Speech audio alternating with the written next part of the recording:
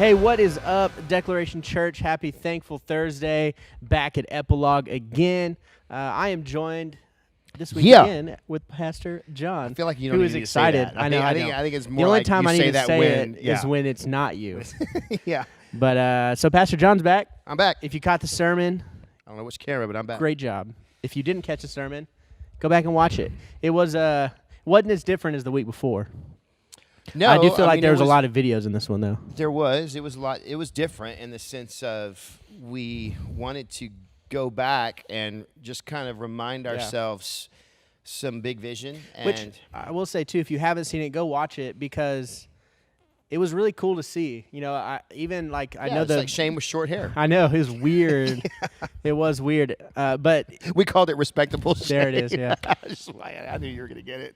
Oh, anyway, carry on. Yeah, so it was really cool just to see everything from, because it's been 2 years now since the movement started? Or really 2.5 kind of? No, it was like April, right, when it started? No, it's been a while because when you count COVID in for sure. Oh, yeah, it's true. So it's been 2 years. But, it was interesting to go back. And because, honestly, to me, the most interesting piece of that is when you go back and you listen to what we were saying then, it matches more to who we are today than it even did then, right? It's like I feel like finally we've gone and we've realigned our vision, language, and everything to make sense to who we have always been in heart. But now we're getting clarity and simplicity for all of us to be able to grab. You know, it's kind of like we put some handlebars on it. And so to me, that was the most encouraging thing is to go back and revisit that video and that language and help people see. Yeah, it was exciting. There's a lot of people that don't know, right? And I think that's what it was. Like, it was exciting for us who were here, but I think it's even exciting for people who weren't there because there's a lot of, like, even, it's a testimony, so we're talking about what God has done. Right, over the last 2 years. I mean, really 6 years, but specifically over the last 2 years throughout what he's done through movement. And then, I mean, I could hear, every time I hear the story of how God provided the land, it still gives me chills. Because I'm like, it doesn't even make sense. Right. Well, and to me, it even goes back further. Like, when I knew that, okay, this is what God is calling us to do, we're going to plant this church, and we see these people start to kind of come out of the woodworks in a sense to join into a vision for seeing a life-giving church be launched in this area where we are, and then have even a bigger vision for not just our immediate community, but the area, the region, the state, the nation, the world, literally. Not just as a cliche, we should, but really to see some people start to gather and have a heart for not only the kingdom of God, but for the nations. And to, just in the very first frame of finding out, when you start doing all the math of what it's going to take, from a rental of a building to a trailer to sound equipment to coffee stir sticks, right? I mean, down to the details. And you see the number of the grand total, and then in the very beginning frame of launching a church, day one, watching God provide for all that. It was, to me, that was the biggest faith step lesson of God really does provide for what he orders, right? He pays for what he plans or for his purpose. And so then yes, going into church planting and the daunting idea of, okay, God, where is this church going to be? Well, I think especially, so I of course, you know this, I moved here. Right. I was not living in nowhere near this area before the church planted. So when I moved here, and even, of course, we used to office out of a Starbucks. And then that other coffee Panera. shop moved in, and we office out of there. And in Panera. And I remember driving around and just thinking, where will this be located one day? Because there's nothing. And the only area that I remember was all, a river. Right. It didn't feel like that there was anything to be had. And so I would always joke, but because my pastor's Jeff Wells, so I would go back to him and say, Pastor, I love your vision for church planting. Could you not have bought some land 5 years ago, right? Because there's nothing to be had, so it seemed. And truth be known, like we talked about, we shared this at Church Sunday, there was only really 3 tracts of land that made sense, that had some land that was out of floodplains, et cetera, that wasn't going to cost an arm and a leg to bring in, 10 feet of dirt, whatever, just crazy stuff. And those pieces of land were so crazy expensive, up to $10 million for 10 acres. And then all of a sudden God provides this sliver of land that everyone around here thought was nothing. And they sell it, we were actually the lowest bid on that land too. We were the third lowest bid on that land. So there were 3 people vying for this piece of property. We were third. But it just so happens that God spoke, and when he spoke to the seller, and they felt like that we were going to be the best impact in terms of, what the community needed and what they felt like they wanted to see happen on that property. That's cool. So they took less money, Yeah. so that we could be there, and here we end up with nearly 113 acres of land between two tracts for $2 million. Now, here's the metric I didn't share with everybody, so hopefully people will watch this epilogue and know this. Once we do the next phase that we have to do to this property, which we knew was coming, and it's not cheap, right? But we knew it was coming. We knew it was part of the mix. Even when we were counting the cost in the beginning of, okay, it's $2 million, but we're going to have to provide utilities. It's going to cost, another $1 million plus.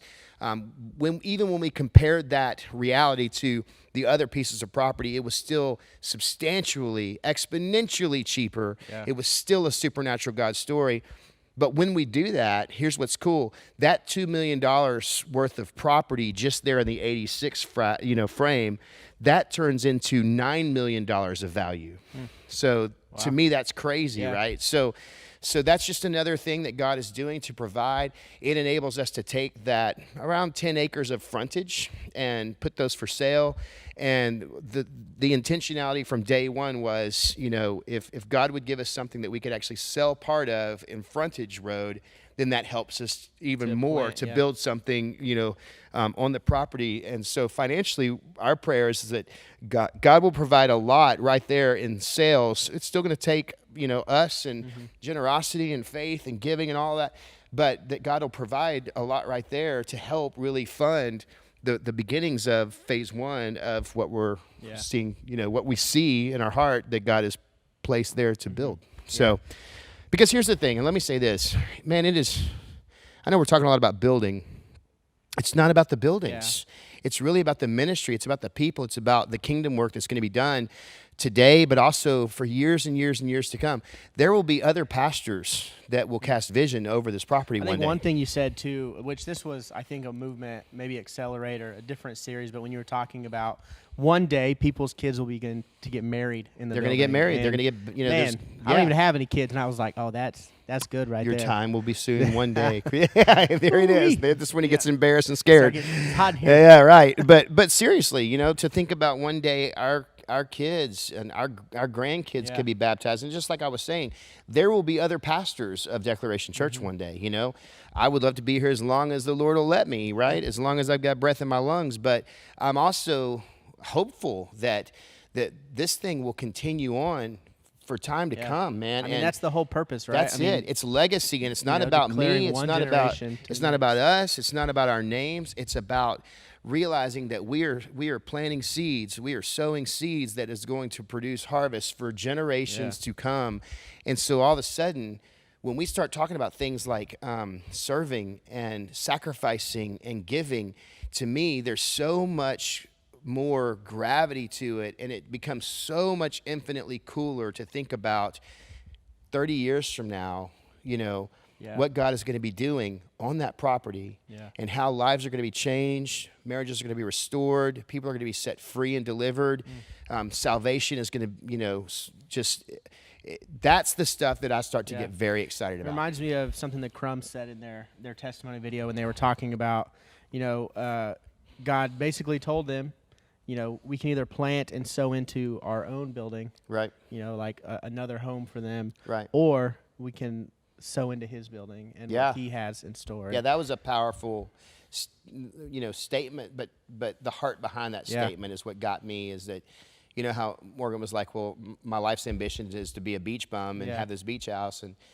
and it was the idea of, should we continue to work on building our house or should we work on God's house? Yeah. And, that actually goes really closely with how we launched this year in the book of Haggai, talking about building the house of God. And it's amazing to me how God kind of weaves his story together, for us to finally, oh, that's what it's about, right? That I see it now, type thing. But, even as I think about this, the idea is still, last week we kind of came from a corporate mindset of what will our testimony be as Declaration Church, right? What is the lasting imprint, the legacy, the indelible mark we're going to make together? Again, not about a building or a campus, but about the ministry and the seeds of sowing that we're doing, and knowing that it will, produce harvest. But all of us, as the corporate side of that, is made up of individuals, and so we all have a part to play. One of my pastors that I had the honor of serving with is Ken Werline from Faith Bridge Church. What an amazing church planter he is. And man, if I ever had the opportunity publicly to honor him, just to talk about his heart and how he builds leaders, and he embodies the vision of that church, which is really, we are disciples who make disciples. And I've watched that man make so many disciples and build so many leaders. But one thing that I learned from him, one takeaway, great takeaway that he said, and you've heard me say it too, and I say it all the time, especially at DNA, what we used to call Growth Track. But, one person can't do everything, but everybody can do something. And I learned that from Pastor Ken, but even more than that, everyone's called to do something, right? And so we all have our own story that's inside the frame of really God's story.